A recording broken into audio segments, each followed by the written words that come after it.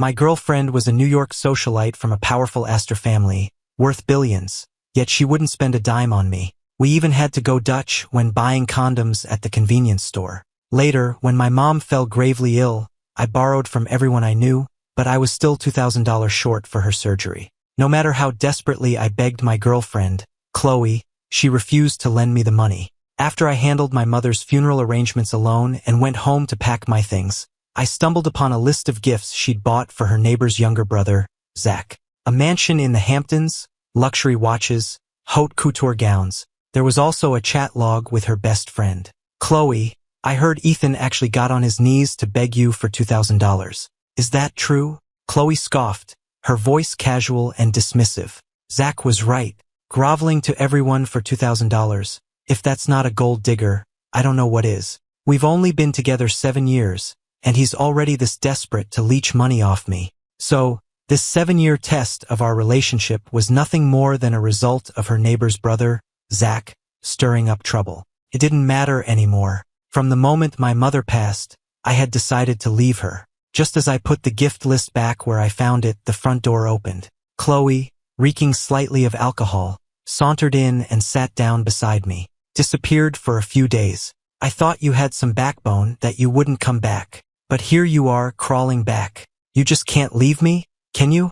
She was practically accusing me of coming back to swindle money from her. Perhaps, in her eyes, I'd always been nothing but a gold digger. I didn't even look up, just scooted over, avoiding the arm she tried to drape over my shoulder. She froze for a second, looking at her hand, then at me, probably thinking I was just sulking about the $2,000.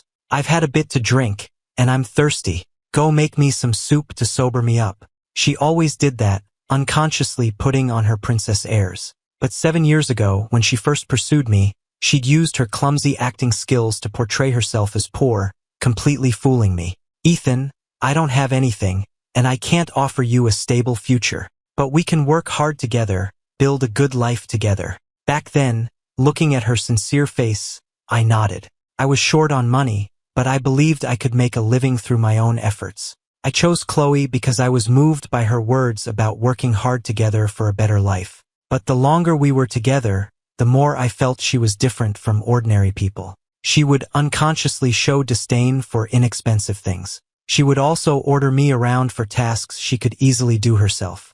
It wasn't until I was at one of my part-time jobs and saw her step out of a luxury car, treated like royalty as she entered an exclusive club, that I fully realized our relationship was built on lies, and that she was constantly afraid I was after her money. Chloe spoke again, interrupting my thoughts. If you want money in the future, just ask me directly. Using your own mother's illness as an excuse. Aren't you afraid of being struck by lightning for that? Her words were utterly laughable to me. I lifted my eyes and looked at her coldly. If I asked you directly, would you give it to me? She faltered, a hesitant look on her face. But the next second, as if confirming something, her eyes filled with scorn. Zach was right. You're only with me for my money. As she spoke, she sent me a $1.88 transfer on her phone with a 3-word memo, gold digger. In the entire 7 years we were together, I hadn't spent a single cent of her money. I even bought her gifts for holidays and anniversaries. She accepted them without a second thought, yet because she never got me anything, she'd sarcastically say that it was only natural for a man to buy gifts to appease his girlfriend. This was the me she kept calling a gold digger. This was the New York socialite worth billions. Remembering the gift list for Zach, remembering my mother, tormented by illness, dying in pain because we couldn't afford treatment, I couldn't stand to look at her for another second. Just as I stood up to leave, there was another sound at the door. Zach walked in, shrugging off his jacket, revealing a sexy, see-through shirt underneath. But the moment he saw me, he feigned shock and quickly put his jacket back on. Ethan, what are you doing here? I turned to Chloe. If I remember correctly, this is the apartment we rent together. Not only do you casually give out the passcode, but you also let people barge in whenever they please? Hearing this, Zach put on a look of utter victimhood, scurried over to Chloe's side, and grabbed her arm. Chloe, how can I be considered people? I just forgot my house keys and wanted to crash here for a night. Besides, if Chloe hadn't agreed to share the rent, Ethan, you'd be paying for it all yourself. So, in a way, you're the one benefiting. I had no idea how many times he'd instigated things like this behind my back. Chloe, after hearing him, didn't think she'd done anything wrong. In fact, she seemed to think Zach had a point. Zach's right. I have my own place, so splitting rent here really puts me at a disadvantage. It's like paying someone to sleep with me. What's the difference? With that, she pulled out her phone, displayed her payment QR code, and held it in front of me. You don't want people calling you a gold digger, do you? Then pay me back for my share of the rent for the past 7 years. This small, 40-something square meter apartment was what Chloe and I rented when we first got together. After college, to earn more money, I stayed in New York to work. With my abilities back then, I could only afford a cramped little room far from the city center. It was Chloe who said the place was too far, inconvenient for her to visit. It was also Chloe who said that tiny room wasn't fit for human habitation, that even being intimate with me there would ruin her mood. She wanted us to rent a bigger place together. So, under the pressure of high rent, I took on another part-time job with the time I saved on commuting. Now, not only did she want me to pay back her half of the rent for the past 7 years, but she even implied she felt like she'd paid to sleep with me and had gotten a raw deal.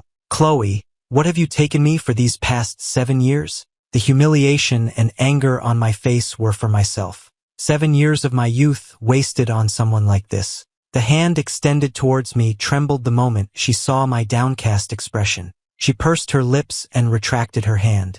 I was just kidding at worst. She hadn't finished her sentence. Zach clicked his tongue twice, a disdainful look on his face. Still say you're not after Chloe's money? If it weren't for Chloe, could you afford such a nice place? Chloe, you should just cancel the lease next month.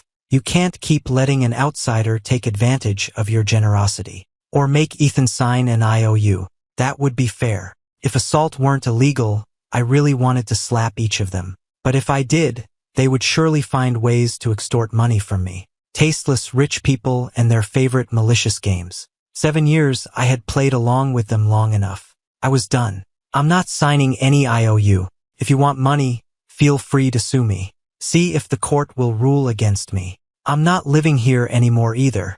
Since Mr. Zach wants to stay the night, remember to pay Chloe rent. Otherwise, you'll become a gold digger too. I was about to leave when Chloe grabbed me. The playful look she had moments ago was completely gone, replaced by a touch of reproachful anger. Ethan, are you serious? Zach and I were just joking with you. I suggest you think this through. If you leave here, you'll never be able to afford such a good place again. I was truly wrong, incredibly wrong. I shouldn't have let her sweet talk me out of breaking up when I first found out she was a New York socialite. Even more so, I shouldn't have, time and time again when she accused me of wanting her money, believed her talk about an equal relationship that shouldn't be dominated by money. I only remembered how she'd use her stomach to warm my hands in the coldest part of winter. When I had a headache, she'd gently massage my temples with her warm little hands. We had indeed loved each other, and it had been sweet, but our love absolutely could not be tainted by money. Chloe, let's break up. Only when the words, break up, left my mouth did she finally drop her playful smile. At the same time, a hint of panic appeared on her face. Break up? Ethan, you're actually breaking up with me. I don't agree. What right do you have to dump me? There's a limit to your tantrums. She always put herself on a pedestal, as if being in a relationship with me was a gift she bestowed. I just looked at her calmly. I'm not having a tantrum. Since you constantly think I'm a gold digger, after your money, perhaps you should find someone from your own social standing and have a fair relationship. Not wanting to say another word to her, I turned and went back to the bedroom to continue packing. About half a minute later, I heard her roar. Ethan, don't you regret this? I ignored her threat and cared even less when she slammed the door, leaving with Zach. A love where I was treated like a thief. I had endured it for 7 years. I didn't blame Chloe for my mother's death. She indeed had no obligation to lend me money. But when I needed help the most, even when I knelt before her with an IOU, begging her to save my mother, she turned a blind eye, still thinking I was a gold digger. My love for her, and for our 7 years together, completely died. In the dead of night, carrying all my luggage, I walked the deserted streets. The vastness of New York held no place for me. Likewise, I had lost my reason for staying. My mother was gone, and our love had run its course. Every second I remained would only add to the sorrow. With nowhere to go, I spent the night in the lobby of a nearby hospital. The first thing I did when I got to work was resign. My boss looked surprised when he received my resignation letter. Resign? Did Ms. Astor approve your resignation? By the way, if you resign now, your bonus for this month will be minimal. We'll just deposit your remaining salary into one account. I frowned. There was too much information, and I couldn't process it all at once. What did he mean, deposit it into one account? And since when did I have a bonus? Most importantly, what was this about Ms. Astor? Seeing my bewildered expression, my boss looked equally puzzled. Aren't you and Ms. Astor dating? Ms. Astor specifically instructed finance to split your salary. Your base salary is paid to you, while your bonuses and raises are deposited into another account. She said you were saving money. I never expected someone like you, with a girlfriend like Ms. Astor, to be so frugal. It's truly rare. So, for all these years, I had only been receiving my starting salary. My repeated requests for a raise, it wasn't because I wasn't working hard enough, but because Chloe had diverted the extra pay to another account. When I went to finance to get my pay stubs, I saw a $2,000 bonus clearly listed in the earnings column. A few days ago, trying to scrape together that final $2,000, I had delayed paying the hospital by a day. That delay meant my mother didn't get her surgery and passed away. Even more laughably, the total sum of bonuses Chloe had skimmed from me over these 7 years was more than enough to cover my mother's medical expenses. I was so incredibly foolish. Foolish enough to just work diligently, terrified of being laid off and losing my livelihood. And foolish enough to be completely deceived by Chloe, utterly unaware. To avoid making her think I was a gold digger, not only did I never spend her money, but she also siphoned off my hard-earned income. In this relationship filled with lies and humiliation, I had somehow persevered for 7 years. Just as I was holding my pay stubs, preparing to confront Chloe, she brazenly appeared before me. Ethan, we just had a little argument, and you run away from home and try to resign. Your temper seems to be getting worse and worse. Following her, Zach wore a gloating expression. He walked over, feigning concern, and said, Ethan, you're so ungrateful. You're spending Chloe's money, living in the apartment she rents for you. Without Chloe, could you even survive in New York? Shameless people truly can lie without batting an eye. I laughed out of sheer anger, about to retort, but Chloe cut me off. Zach's right. If it weren't for me these past 7 years, you would have starved to death by now. Let's just say you're acting out today. I'll grant you a day off. Come home with me. I won't even deduct this day of absence from your salary. The more I saw Chloe's true colors, the more I felt it. These long 7 years, just how blind had I been? People around us started pointing and whispering about me. When they saw Chloe didn't stop them, their voices grew louder. Ms. Astor hid her identity just so Ethan wouldn't feel inferior. She even made us keep it a secret.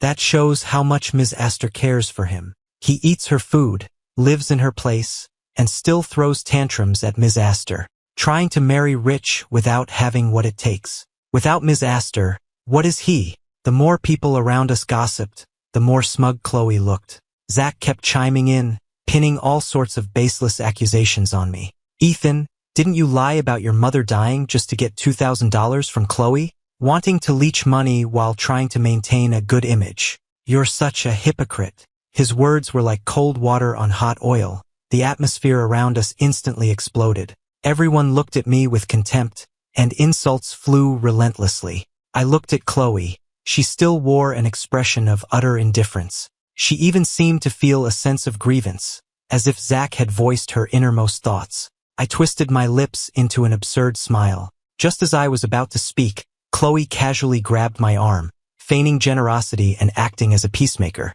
Never mind.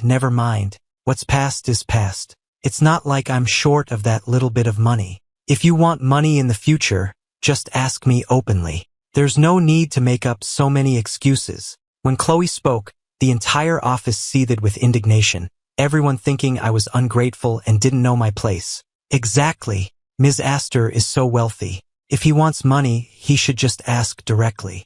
To curse his own mother for money, that's just inhuman. I can't believe Ethan is this kind of person. And I used to think he was frugal. I even brought him food sometimes. Someone like him, Ms. Astor should just dump him, make it so he can't survive in New York. I looked at the colleagues who I used to be on good terms with, now also joining in to trample on me. Then I thought about Chloe's actions. Suddenly, it all felt meaningless. Since I was leaving anyway, even if I slapped the pay stubs down in front of her right now, she and Zach would just come up with more bizarre statements to have everyone continue humiliating me. I silently put the pay stubs into my pocket. I looked up and smiled at Chloe. We've been together for 7 years. You can go ahead and calculate exactly how much of your money I've spent. If you can't name a single cent that was spent on me, then please return the hundreds of thousands you owe me. Otherwise, both you and your company can wait to be sued by me. All that talk about a love untainted by money, yet it was constantly steeped in it. And she, this New York socialite who appeared to spend money like water in everyone else's eyes, had been spending the life-saving money I had saved for my mother. Chloe racked her brain, a flicker of panic in her eyes. Of course, she couldn't think of a single instance where she had spent money on me. This was a woman who would insist on splitting the bill for condoms. I had once thought it wasn't that rich people were stingy, but that I simply wasn't worth her spending a single cent on. Perhaps she wanted to argue further, but I no longer wanted to listen. As I turned to leave, Zach suddenly pushed me. I lost my balance and fell to the ground. Ethan, stop trying to confuse things. How could Chloe possibly owe you money? You dare spread rumors? Aren't you afraid we'll call the police and have you arrested? If you go to jail, who's going to take care of your mother, lying in the hospital waiting for you to earn money for her? Hurry up and apologize to Chloe. Zach still thought he could threaten me, but now I had nothing left to tie me down. Just then, my boss, who happened to be passing by, saw Chloe and squeezed into the crowd. She was holding an application form. Ms. Astor, Ethan's mother passed away a few days ago. You still haven't approved the employee bereavement payment. Also, Ethan's request for a $2,000 salary advance. I withdrew it as you instructed. It's just such a pity. I heard Ethan's mother was only $2,000 short of her surgery fees. Besides withholding my bonuses and raises, Chloe had also deliberately feigned ignorance and refused to sign the employee bereavement payment form. Even my application for a salary advance had been withdrawn by her. It was only $2,000. Why couldn't she give it to me? Why did she have to make things so difficult for me? Remembering everything I had done for Chloe over the years, I felt like a pathetic fool. If I had worked at any other company, I wouldn't have been so exhausted, and I would have had plenty of savings. Maybe Mom would have survived. If only I had never met Chloe. Those colleagues who had just accused me of using my own mother to get money fell silent as soon as they heard what my boss said. Each one of them lowered their heads, not daring to look at me. Perhaps they hadn't expected the tables to turn so quickly. But when the person in question was Chloe, no one dared to challenge her. People always bully the weak, even when the strong are in the wrong. I had understood these principles long ago, but witnessing them in reality still filled me with a sense of desolation. The colleagues I had helped with project plans, the friends whose children I had looked after, all those people I had once assisted, even knowing the truth, none of them dared to speak up for me. It was both laughable and ironic. After composing myself, I spoke calmly. Ms. Astor, have you figured it out yet? Exactly how much money did I leech off you? In contrast to my calmness, Chloe was somewhat flustered. She couldn't think of any money she had spent on me. Not even a drop of water, not a grain of salt. Chloe suddenly gripped her supervisor's hand, her voice tight. Ethan's mother, she really passed away? The supervisor nodded, not understanding the situation. Yes, Ms. Astor, didn't you know? Chloe's vision blurred, and she nearly stumbled. She couldn't believe that the kind woman who always called her dear Chloe was actually dead, and that she had indirectly caused her death. Seeing her in such a state, anyone who didn't know better might have thought it was Chloe's own mother who had passed. I let out a cold laugh, a hint of sarcasm in my voice. Can't remember? Or perhaps there's nothing to remember at all. I had an urge to mock her further, but then I thought, why bother arguing with someone like her? The most important thing now was to collect my mother's ashes and take her away from this heartbreaking city. Chloe had always known I was a self-reliant and ambitious person, and in all these years, I truly hadn't spent a single cent of her money. If a person with immense pride is willing to kneel before you for money, then they must be facing tremendous difficulties. Chloe had always understood that. It was just that every time she wavered, Zach managed to pull her back. Chloe's unfocused eyes suddenly cleared. She looked around frantically, finally spotting me at the elevator. "Ethan!" Just as she yelled, the elevator doors closed. A huge sense of crisis welled up inside Chloe. She had a premonition that if she couldn't get my forgiveness this time, I would leave her forever. Chloe strode towards the elevator, repeatedly mashing the call button. Seeing the floor indicator descending, Chloe cursed under her breath and kicked the elevator door a few times. The atmosphere around her grew tense due to her foul temper. Zach naturally knew what Chloe was about to do. To stop her, he hurried after her. "Chloe, where are you going?" Chloe wrenched herself free from Zach, who was clinging to her from behind. Her brow furrowed slightly. "I'm going to apologize to Ethan." A flash of malice flickered in Zach's eyes, which he quickly concealed. "Chloe, if you hadn't given Ethan a job, he wouldn't even have been able to stay in New York. His mom died, so what? It's no big deal. At least now he can't use that as an excuse to leech money off you anymore. If you go to him now, you're just giving him the upper hand. Men understand men. Ethan is just playing hard to get." In that instant, Chloe felt that the Zach standing before her was a stranger. She knew how capable I was. The company's market value had increased significantly in recent years thanks to my efforts. Ironically, it was Chloe who had been secretly suppressing me. A human life, yet in Zach's words, it was so worthless. Chloe had just been carefully recalling our past. She hadn't spent a single penny on me, nor had I exhibited any gold-digging behavior. It seemed that every time I had been hysterical, every accusation and explanation I had offered, Chloe had been misled by Zach's words. The image of me as a gold digger had become deeply ingrained in her mind. The current situation was entirely due to Zach's instigation after every single argument we had. The words were familiar, the script was familiar. But now, Chloe only felt disgusted. If it weren't for Zach, Chloe wouldn't have developed such a twisted perspective on love. By the time she realized it, everything was already too late. Seeing Zach blocking the elevator entrance, Chloe's face turned unusually cold. "Move!" Zach, unwilling to yield, had a look of grievance in his eyes. "Chloe, I can't let you." Before he could finish, Chloe shoved him aside. "If you get in my way again, I'll never see you again in my life." When Chloe finally reached the ground floor, she ran towards the entrance, shouting, "Ethan, don't go."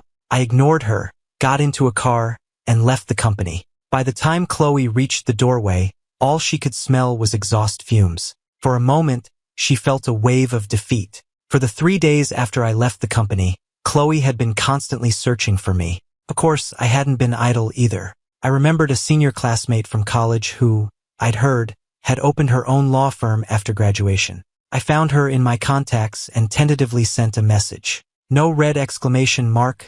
Thankfully, she hadn't deleted me. Because of our previous acquaintance, my former classmate and I quickly reconnected. I described my situation to her and relayed what my boss had said, hoping she could help me recover the money. It was what I deserved. I had been blinded by love before, but now I genuinely wanted to sever this relationship completely. What was rightfully mine had to be reclaimed. I didn't want Chloe's money, nor did I want to be a gold digger. To prevent any unexpected issues, I asked my classmate to print out the relevant laws and regulations. With evidence in hand, no one could slander me. In just 3 days, Chloe had become visibly haggard. When she finally received news of me, it was in the form of a court summons. Chloe held the document, taking a long time to process it. A self-deprecating smile touched her lips. The lawsuit wasn't as difficult as I had imagined. After winning the case, the money was quickly deposited into my account. Looking at the balance, it felt somewhat surreal. My mother was gone. This money was essentially useless to me now. But I couldn't let the money I rightfully deserved be unjustly withheld by Chloe. At the courthouse entrance, the wind blew through my hair. I returned to my hometown, a small town in Pennsylvania. I opened the gate to the small courtyard house where my mother and I had lived, relying on each other. The familiar scent filled the air, and tears welled up in my eyes once more. I helplessly clutched my mother's ashes, squatted on the ground, and wept uncontrollably. "I'm sorry, Mom. I couldn't give you a good life. I'm sorry, Mom. I couldn't get the surgery money in time. I'm sorry, Mom. You didn't get to see me get married." There were so many things I had failed my mother in. After crying until I was exhausted, I saw a small stool in the yard. It still had the smiley face my mom had drawn for me on it.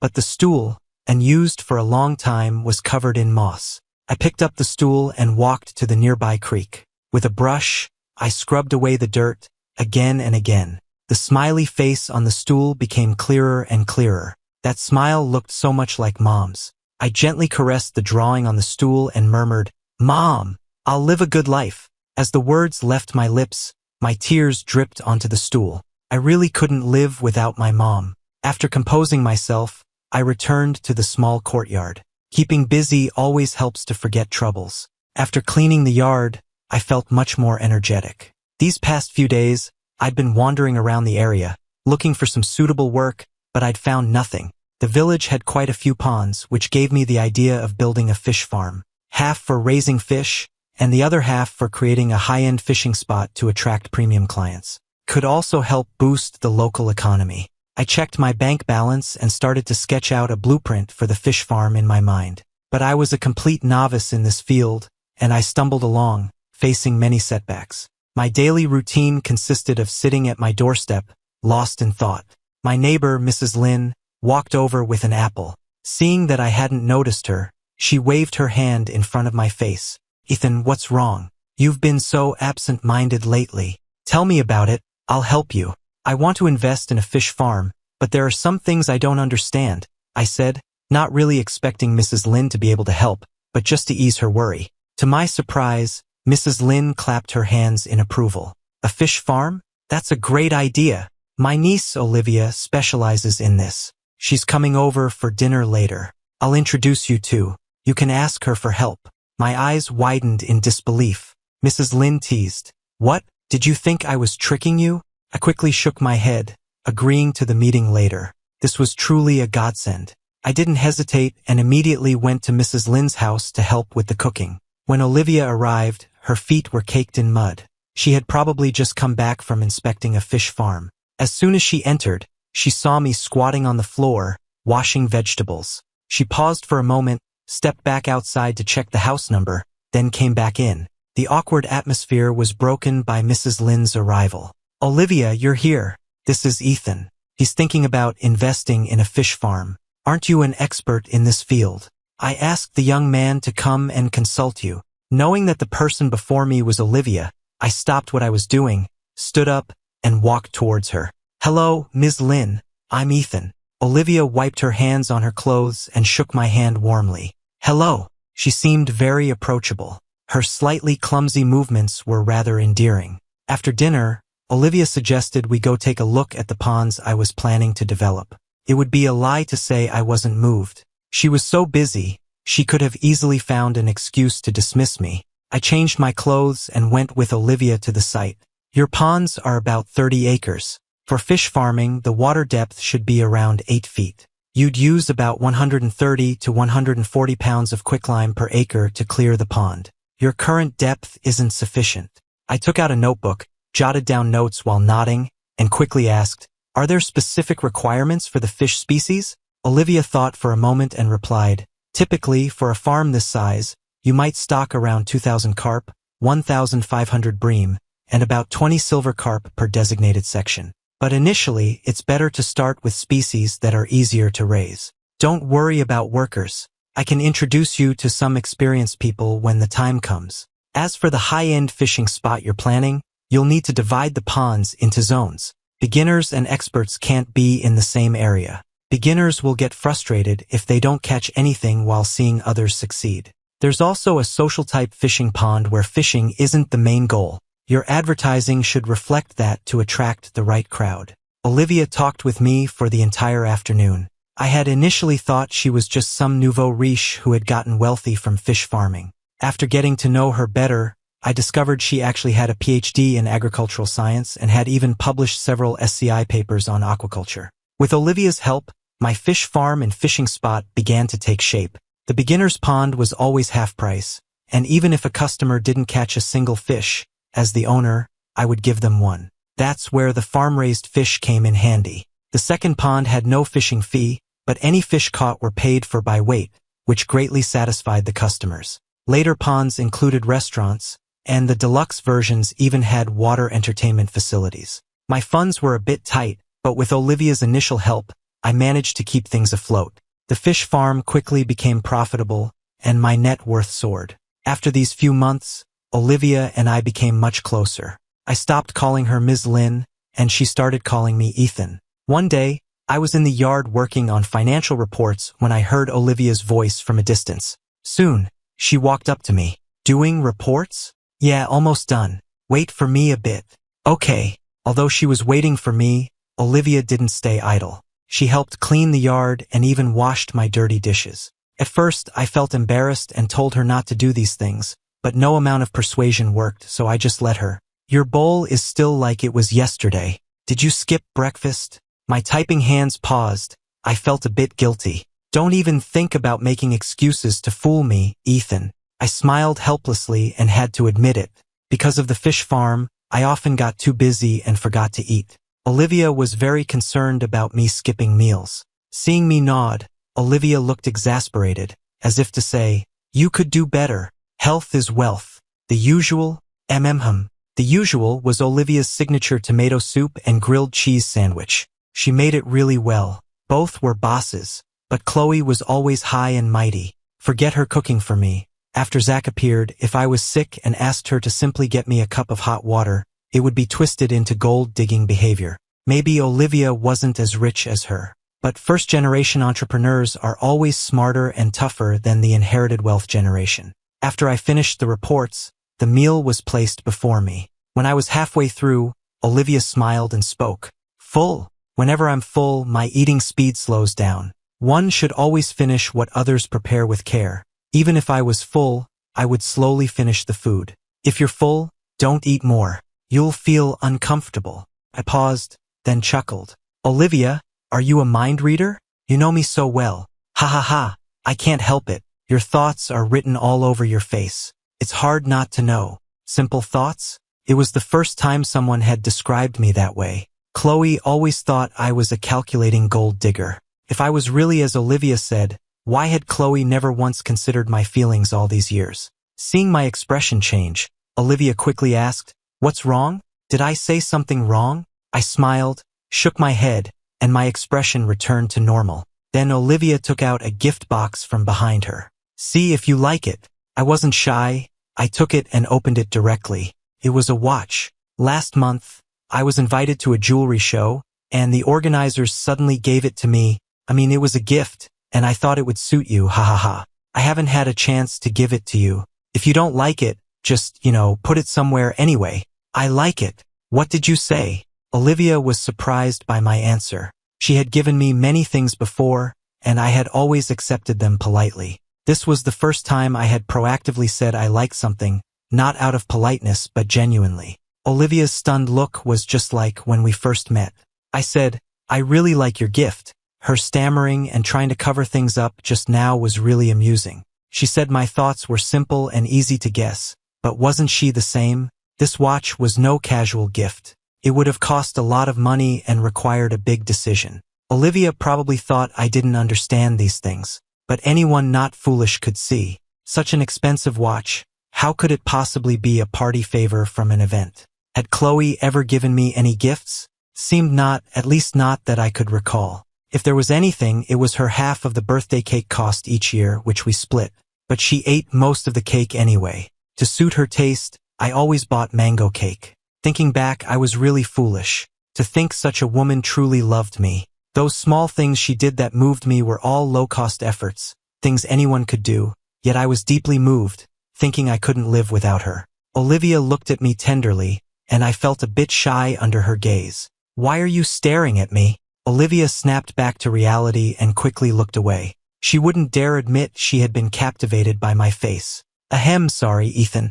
I was thinking of taking you to see the new fish farm tomorrow. Want to go? An invitation from the great President Lin? Of course I'll go. Okay, you can dress up a bit tomorrow. There's a banquet at the new farm in the evening. The scenery is great. I'll take pictures for you then. Perhaps afraid I'd misunderstand, Olivia quickly clarified. I'm not saying your usual clothes aren't good-looking. You always look great. I saw on your social media you like taking photos, so I thought I'd help. Wear whatever you like.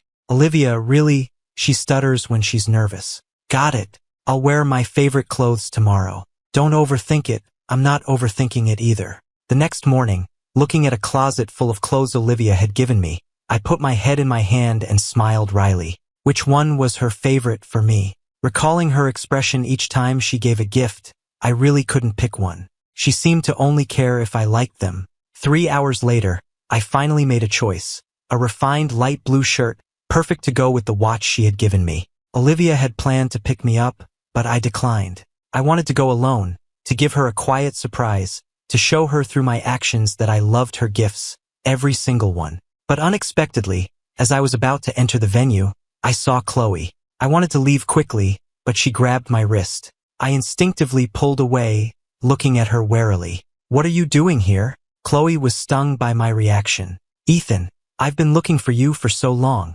I finally found out where you are. Can you forgive me? Give me another chance? It was all my fault before, listening to Zach's sow discord between us. Stop. Hold it. I don't want to hear your explanations. I don't want to see you again. As for the past, it's over. Don't bother me anymore. Chloe, unwilling to give up, took out a gift box from behind her.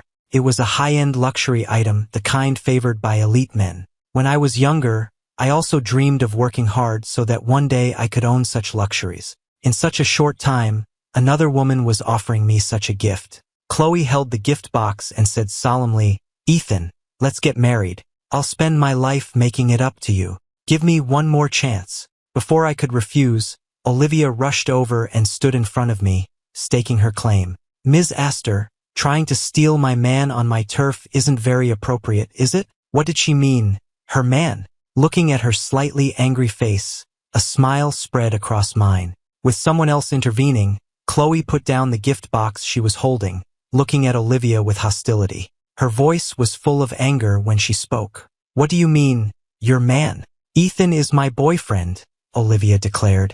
I quickly gestured to Olivia and clarified, mainly for Chloe's benefit, no, she isn't my girlfriend. We broke up a long time ago. Hearing this, Olivia smiled, sized up Chloe, and naturally noticed the gift box in her hand. I remember that day at the auction, Ms. Astor, you were bidding on a watch. I thought with your wealth I wouldn't stand a chance. But you gave up when the bid reached $2 million. Did you decide you preferred this less expensive one for Ethan instead? Olivia's words shocked me. $2 million? Had she spent $2 million on this watch for me? I immediately wanted to take off the watch. Are you crazy? Buying something so expensive for me? Olivia gently patted my hand.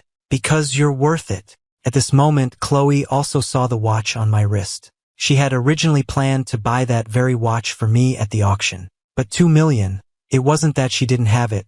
She just subconsciously felt I wasn't worthy of it. Chloe looked at the scene before her, her figure faltering. What she had been reluctant to buy for me, someone else naturally had. She had truly lost completely. People always fantasize about what they can't have. Chloe's voice choked with sobs. Ethan, that money of yours, I didn't intentionally withhold it. It's just that a long time ago, you said you wanted to marry me, wanted to save up for our wedding yourself. I was afraid you wouldn't be able to save it, so I wanted to help you. I never intended to take your money for myself. I truly love you. I can give you anything you want. Olivia still stood before me, a look of disdain on her face. Ms. Astor, I know a bit about what happened between you two. I didn't mention it because I was afraid of hurting Ethan. If you truly loved him, you wouldn't have constantly wondered if he was a gold digger. Even if someone was sowing discord, the auction also proved you don't love him. When I give him gifts, I never ask for anything in return. As long as he's happy, I'm willing to spend any amount. I only want to see his joy the moment he receives a gift. You can't do that. You value money too much. If you love someone, you give them the best. You didn't. Olivia's words struck Chloe's heart, one by one. Seeing me tightly holding Olivia's hand, she knew I would never return to her side, and would never forgive her. Chloe, I don't love you anymore. Because of you, I lost so much. My mother, my friends, my career. I've done enough. If you feel any guilt, don't come looking for me again. If your shadow is in my life, I find it quite disgusting. After saying that, I pulled Olivia away without looking back. Chloe watched my departing figure. Tears streamed uncontrollably from her eyes. She reached out to grab me but found me walking further and further away. Heartache and a sense of suffocation overwhelmed her. Ethan, I'm sorry. Olivia turned to see Chloe breaking down in tears, feeling a myriad of emotions. After walking hand in hand with Olivia for a while, she took my hand in hers, leading the way this time. Didn't we say I'd take pictures for you? I followed her, puzzled. When she stopped, I leaned forward to see. It was a whole field of camellias. How did you know I like? Ethan, will you be my boyfriend? Olivia and I spoke at the same time. Her voice overshadowed mine. Who confesses like that? It made me blush. I really like you, Ethan. Can you give me a chance? How did you know I like camellias? I never told you, I asked, a bit puzzled. You always use laundry detergent with that scent, and there are a few planted in your yard. I have other flowers in my yard too, I asked again. But whatever you do, you tend to face the camellias. You take the best care of them, and when you're in a bad mood, you like to tend to them. She's usually so cool and aloof with others, but always smiling with me. She's really wonderful, so sincere and passionate. If I had met her earlier, I wouldn't have wasted 7 years. Olivia, I like you too.